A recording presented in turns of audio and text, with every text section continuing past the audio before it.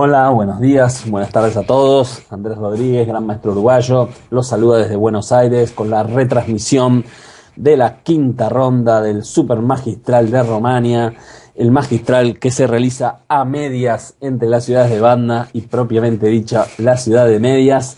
Bueno, en este caso la quinta ronda, 6 jugadores para este torneo, doble vuelta, varios de los jugadores más populares del mundo y por supuesto la gran atracción del número uno del ranking mundial y sin lugar a dudas preferido de todos los jugadores, el gran maestro Magnus Carlsen de Noruega.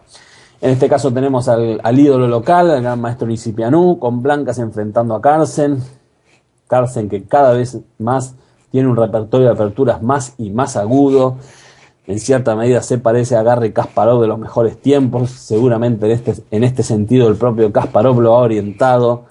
Luego que la confianza está muy alta, que la capacidad de cálculo está bien desarrollada, lo ideal es crearles muchos problemas desde la apertura a los jugadores y por eso se decide Magnus Carlsen a enfrentarse con la siciliana Dragón, otrora línea muy popular, luego de cierta manera abandonada por los jugadores de Elite y ahora el resurgimiento gracias a jugadores como por ejemplo Magnus Carlsen que la han reflotado en toda su capacidad de cálculo, con toda su capacidad táctica.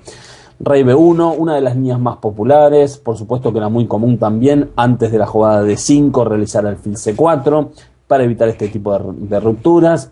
Rey B1 muchas veces lleva algunos tipos de finales, con simplificaciones a partir de caballo por C6, y Carlsen elige la línea de moda para las negras, una de las pocas líneas en que las negras no simplifican la posición, no cambian y crean muchísimas complicaciones. Todo dentro de la teoría. Caballo A7 puede parecer sorprendente, pero todo esto es muy conocido. Se han jugado múltiples partidas, ya que el caballo en A7 parece tener garantizado un cambio sobre estas dos piezas menores y eventualmente en caso de caballo por A7 el alfil de casillas negras es muy importante. Luego de E6, G4, torre 8, una jugada no digamos que novedad, ya había sido utilizada por el gran maestro brasileño Fier en esta misma posición, pero sí sorprende la precisión en el cálculo nuevamente y la preparación por parte de Carlsen. G5, Nisipianú empieza a pensar, seguramente sorprendido por el torre 8 de Carlsen, y aquí sí, con caballo H5 tenemos la auténtica novedad. Fier en una partida había jugado caballo D7, aunque esta jugada no era tan precisa, ya que el caballo desde D7 interrumpía de cierta manera el natural desarrollo de las piezas negras. Luego de caballo H5, alfil F2, alfil D7, muy bien Magnus, sacrificando el peón de D5, pero a cambio sabe que Nisipianú va a tener que asumir el riesgo de dejar un caballo mal colocado en A7, y esto rápidamente es lo que hace Nisipianú, pero se enfrenta ante la tremenda precisión, ante la tremenda calidad de las jugadas de Magnus. Caballo E5, ya se empieza a vislumbrar el problema y el leitmotiv de todo el juego de las negras, el caballo de A7, que no logró cambiarse por el alfil, no logró cambiarse por el caballo y empieza a quedarse como la pieza fuera de juego. Luego de dama B3 y dama por G5, Magnus poco a poco empieza a tomar el control de la posición, ya recuperó el peón, ya su par de alfiles está trabajando bien, ya la estructura de peones de las blancas está débil y aún Nisipianú debe cargar con un caballo de A7 muy mal ubicado.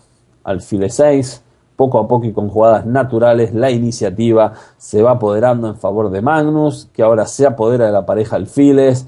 Ya veíamos esta posición, múltiples problemas para Nisipianú, pensaba, gastaba mucho tiempo, no encontraba el camino. Fíjense ahora la fuerza del alfil de C4, la fuerza del alfil de G7, debilidad en F3 y el problema eterno del caballo de A7 mal ubicado.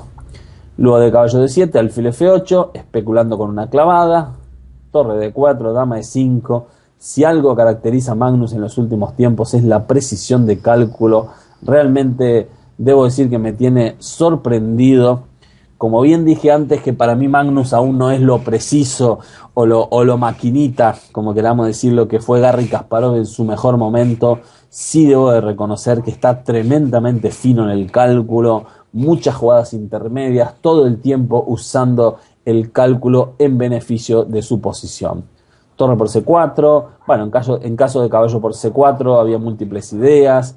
Probablemente la elección de Magnus iba a ser alfil por A3 y contra caballo por dama podía venir, por ejemplo, la jugada alfil C5, y a pesar de que las negras tienen momentáneamente una pieza de menos, múltiples amenazas, 3 piezas amenazadas, el caballo de A7, el caballo de E5 y la torre de D4. Prefiere jugar torre por C4 Nisipianú, intentando simplificar un poco la posición, pero no será suficiente para neutralizar la iniciativa de Magnus. Reacomodación del alfil, que busca una diagonal mucho mejor en la casilla G7, A4 necesario para darle una salida al rey de las blancas. Torre de 8, dama B3, dama de 5, otra jugada precisa por parte de Magnus, defendiendo el peón de B7, generando problemas en la diagonal, y el caballo de A7 que seguía sin volver, y ya vislumbrábamos que este probablemente iba a ser el triste final de esta partida para Nisipianú. Torre C3, dama de 2, por supuesto que no, nada de cambiar las damas, demasiados problemas tienen las blancas y no quiere darle Magnus la oportunidad de aliviar esta posición al gran maestro Nisipianú. Luego de alfil E3, dama E2, alfil B6, el error decisivo, a pesar que la posición era extremadamente difícil y probablemente ya bastante inferior, todavía había jugadas más conservadoras, como por ejemplo alfil C1, entre otras, que mantenían posibilidades en la posición. Sin embargo, alfil B6, jugada seguramente fruto del gran apuro de tiempo, es un gravísimo error, ya que le permite a las negras generar un tema en la octava fila, y Nisipianú, cuando ve el error que comete, directamente se decide a abandonar. Probablemente la partida hubiera terminado con torre D1 y luego de dama por D1 y contra rey por A2. La jugada torre 1 iba a ser muy difícil de contrarrestar, ya que, como dijimos antes, hay todo tipo de amenazas. Por ejemplo, en caso de dama C4 podía venir dama 1 jaque seguido de torre B1, y ni siquiera Magnus tiene que preocuparse por ningún tipo de contrajuego. El peón de B2 está cayendo, dama A3 es una de las tantas amenazas de las negras, y Nisipianú prefirió abandonar que presentarse con esta triste posición.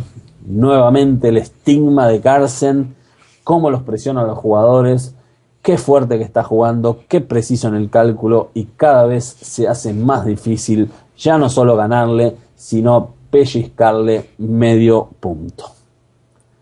Bueno, ahora tenemos otra partida, en este caso, como ya hemos mencionado, uno de los grandes maestros que a mi manera de ver ha jugado mejor en el 2010, el gran maestro Gelfand, enfrentando al gran maestro Ponomariov, un jugador que prometía más aún de lo que ha llegado. Con sus 2.733 está aproximadamente en el número 20 del mundo.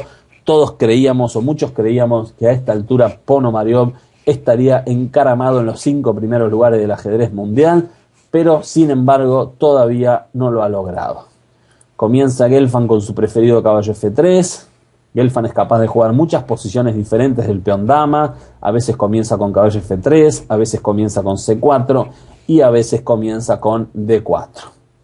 Alfil B4, en una línea bastante común, la variante Manhattan, en que las negras, en lugar de quedarse conservadoramente con el alfil en E7, prefieren activarse y jugar basado en esta clavada. Gelfand, como muchas veces, elige una de las líneas más sólidas, pero con gran contenido posicional. Momentáneamente entrega la pareja alfiles, pero siempre con el gran control del centro. C5, fiel al estilo activo, Ponomariov rápidamente intenta complicaciones en el centro, pero Gelfand no parece estar ni un poco preocupado, y con la jugada fina y elegante, dama por D4, realmente se llega a una posición que estratégicamente parecía muy saludable para Ponomariov, ya que si bien el punto D5, el peón de D5 es débil, parecía que iba a estar compensado de cierta manera por el peón de C3, pero creo que Gelfand entendió un poquito más, vio un poquito más lejos, y probablemente la gran diferencia la termina siendo el fuerte caballo en D4, que no solo controla muchas casillas centrales, sino que siempre tiene latentes peligrosos saltos, como por ejemplo caballo B5. Luego de rey E7, alfil F3 y torre D8, torre B1, muy jugada, muy buena esta jugada torre B1, vale la pena destacarla. No quiere darle las facilidades a Ponomariov,